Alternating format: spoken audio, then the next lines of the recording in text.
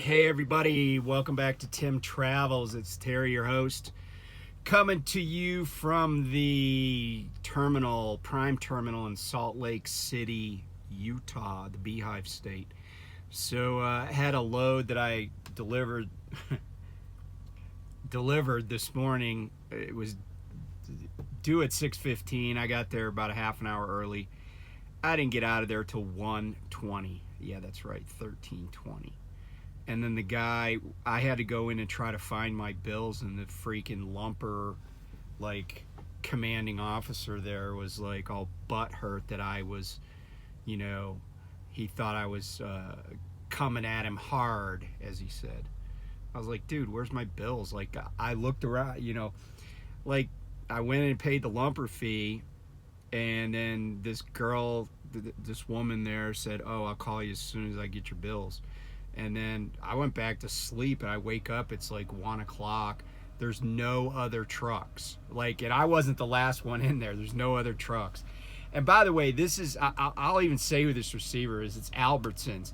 And I think I've only been to Albertsons twice, this being the second time. And both times it was dumpster fires.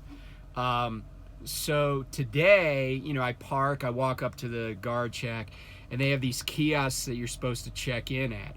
So I put my mobile number in there, and it's supposed to send you a code to verify it, right?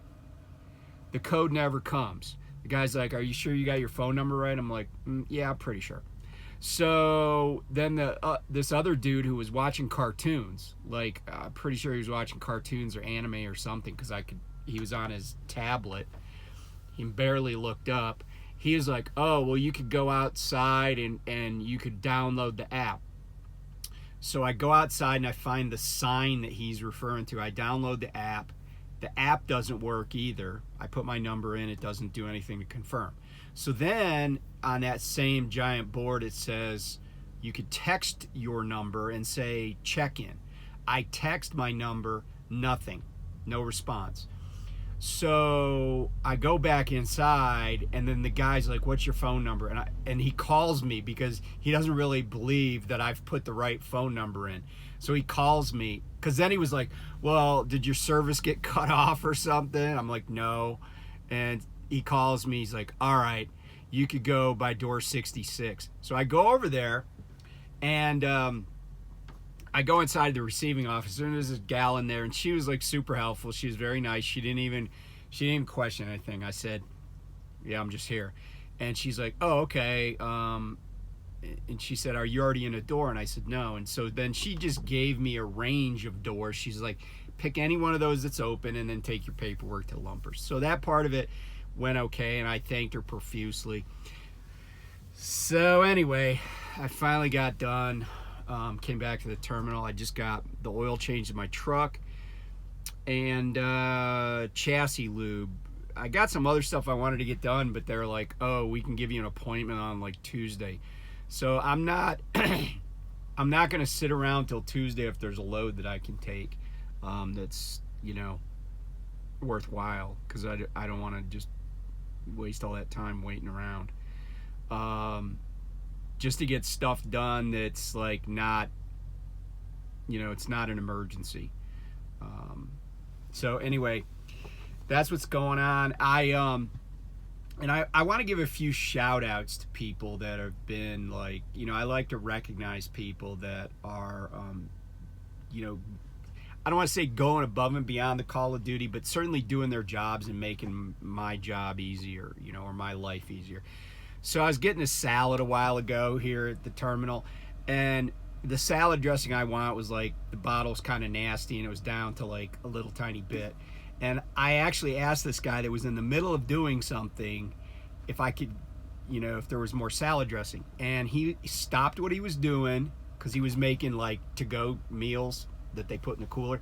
He stopped what he was doing, went and got me the salad, got a clean container, broke out the industrial strength size salad dressing I wanted, and gave it to me like it was, and he even apologized for like making me wait, and I was like, nah, I'm good.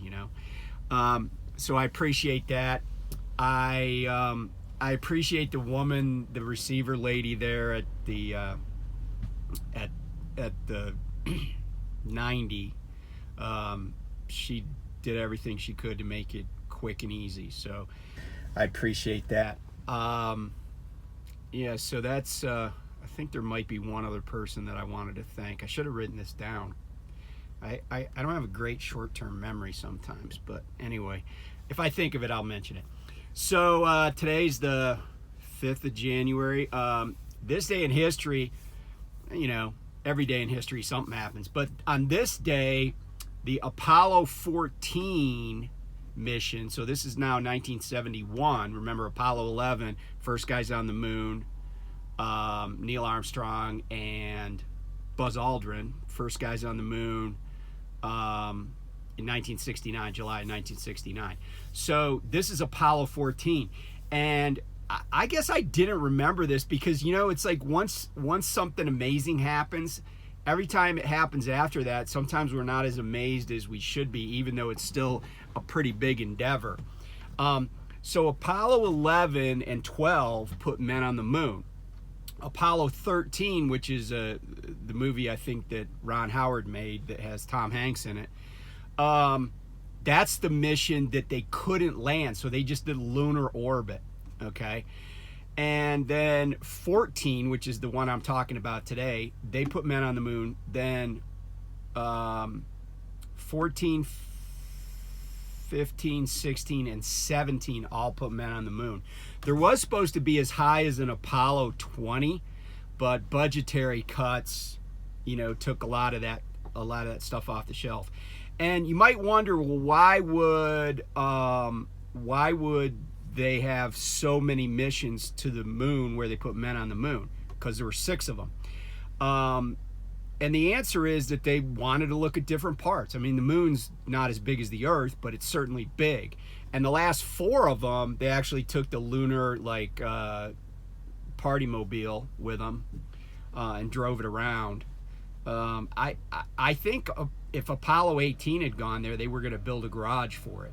So, because when men have cars, they got to have a place to work on them. So, anyway, but yeah, so pretty cool. So, and the interesting thing about 14 was that Alan Shepard was the mission commander.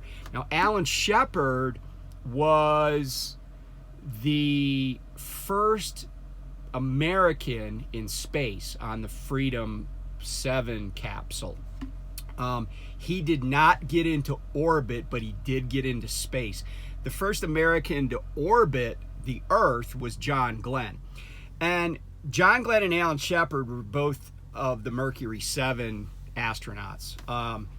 But the interesting thing, there's a lot of interesting facts about those guys, and I don't know if all this came out in the movie, like The Right Stuff or whatever, because they also included, like, I think some stuff about Chuck Yeager in that movie.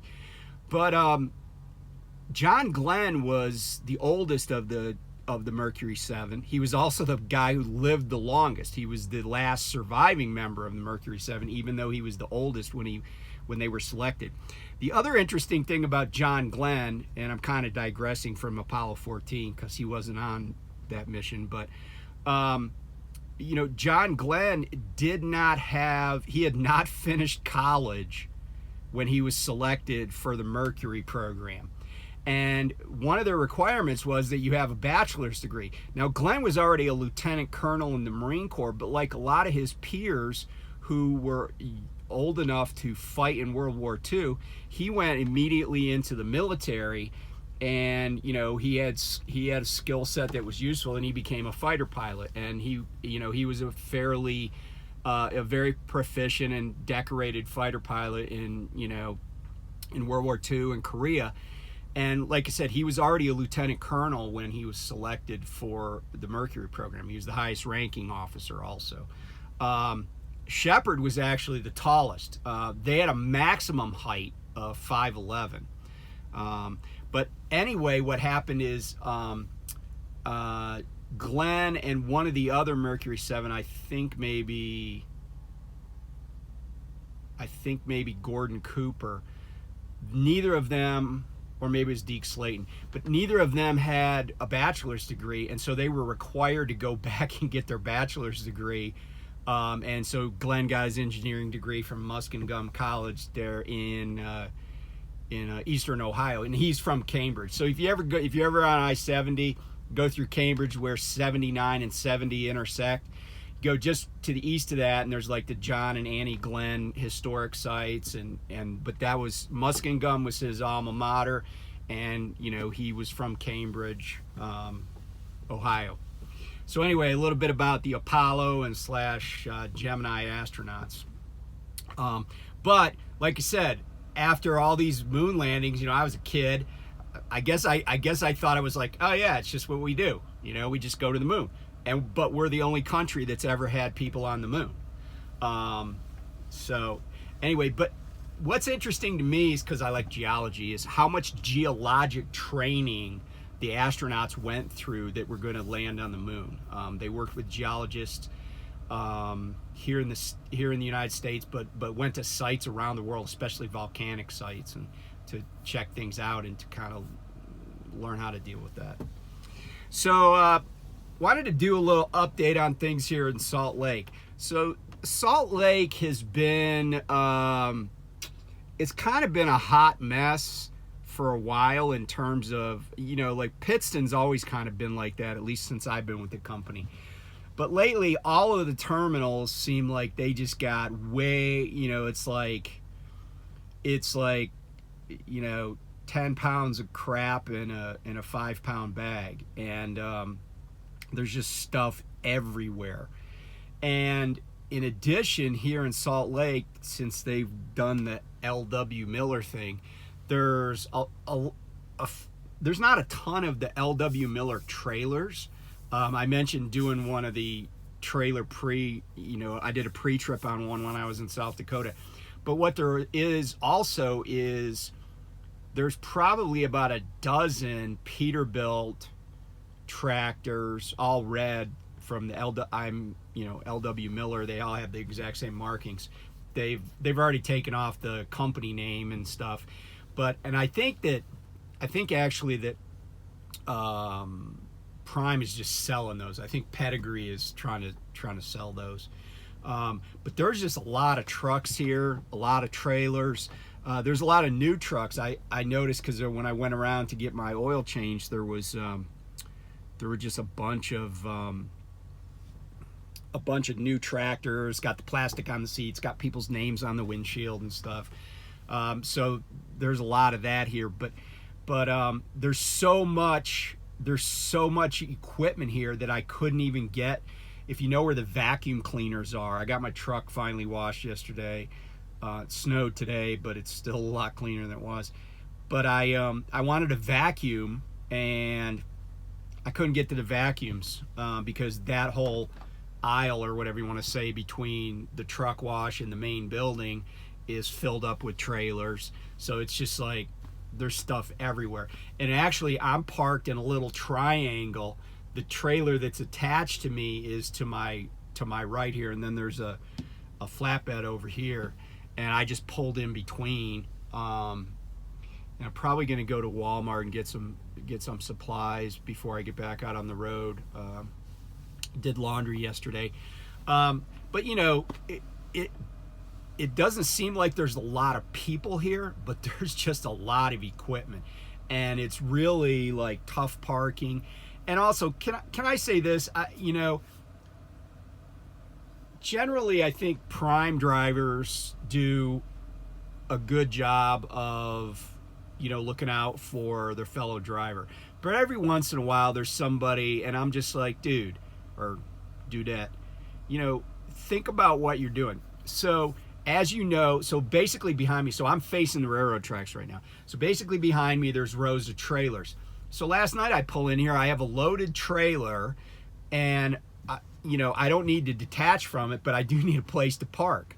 So I get out of the truck wash, I find a place to park, but as I'm going down the road, like I had to go down, identify a spot, turn back around, and then get in it, because even in the aisles they had parked trailers lengthwise. So I was like, oh, I'll be able to back into that spot.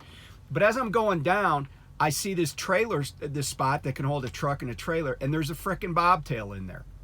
And I'm like, maybe and I'm going to give the benefit of the doubt here, maybe that person has a trailer that's in the shop getting worked on and they wanted to save a parking spot.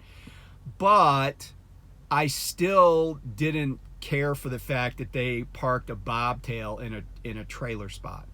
You know, it space is at a premium, and you know, if your trailer's in the shop, guess what? It's got a spot, right? It's parked somewhere.